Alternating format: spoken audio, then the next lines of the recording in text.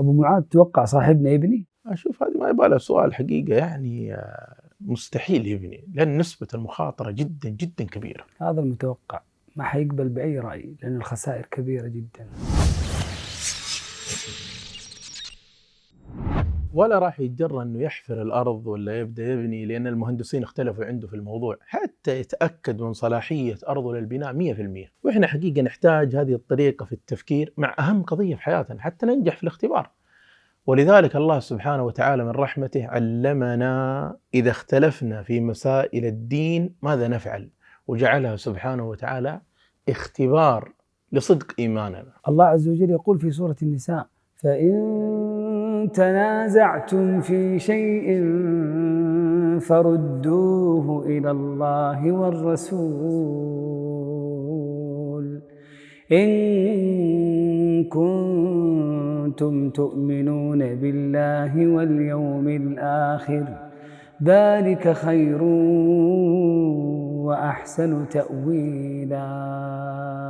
الذي يخاف الله سبحانه وتعالى واليوم الآخر لا يبحث عن أي فتوى بحجة الخلاف، بل يسأل ويبحث عن الذي قاله الله عز وجل وقال عنه رسوله صلى الله عليه وسلم. ولذلك النبي صلى الله عليه وسلم يا أبو باسل أخبرنا أن الحلال بين وأن الحرام بين، يعني واضح، وبينهما أمور مشتبهات.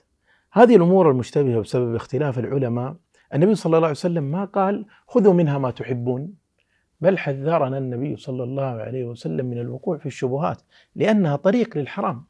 ولذلك قال النبي صلى الله عليه وسلم من وقع في الشبهات وقع في الحرام. لكن النبي عليه الصلاة والسلام ما خير بين أمرين إلا اختار أيسرهما. صحيح، لكن نكمل الحديث: إلا اختار أيسرهما ما لم يكن إثما، يعني في غير مسائل الحلال والحرام، لأنه أصلا أحكام الله جل وعلا كلها يسر، هذا بنص القرآن. وكلامك هذا يذكرني بقوله تعالى: يريد الله بكم اليسر ولا يريد بكم العسر.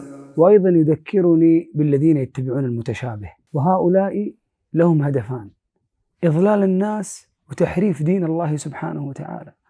الله عز وجل يقول عنهم في آل عمران: فأما الذين في قلوبهم زيغ فيتبعون ما تشابه منه ابتغاء الفتنة وابتغاء تأويله وما يعلم تأويله إلا الله والراسخون في العلم يقولون آمنا به كل من عند ربنا وما يذكر إلا أولو الألباب.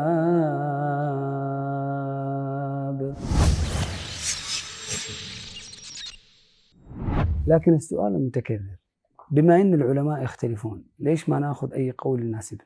لأننا إذا أخذنا القول اللي يناسبنا ما راح نكون اتبعنا دين الله، بل اتبعنا شهواتنا ورغباتنا وميولنا.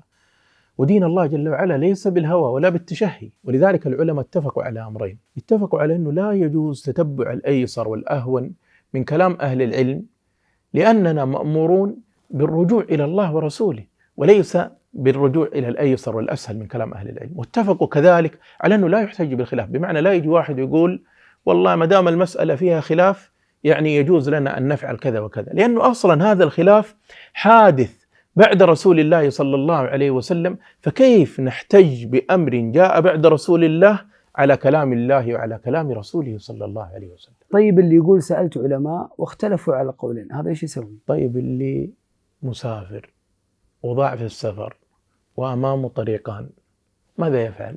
أكيد يسأل ويبحث عن الطريق الصحيح. وهذا هو الواجب على كل مسلم، يتحرى ويحتاط لدينه ويسأل الأعلم والأوثق. ويتذكر كل واحد منا أن له موقف تصطك فيه قدماه بين يدي الله جل وعلا يوم القيامة، ومن بحث عن رضا الله اليوم أرضاه الله جل وعلا في ذلك اليوم. يا الله يا أبو معاذ، كلامك هذا ذكرني بآخر آية نزلت في القرآن.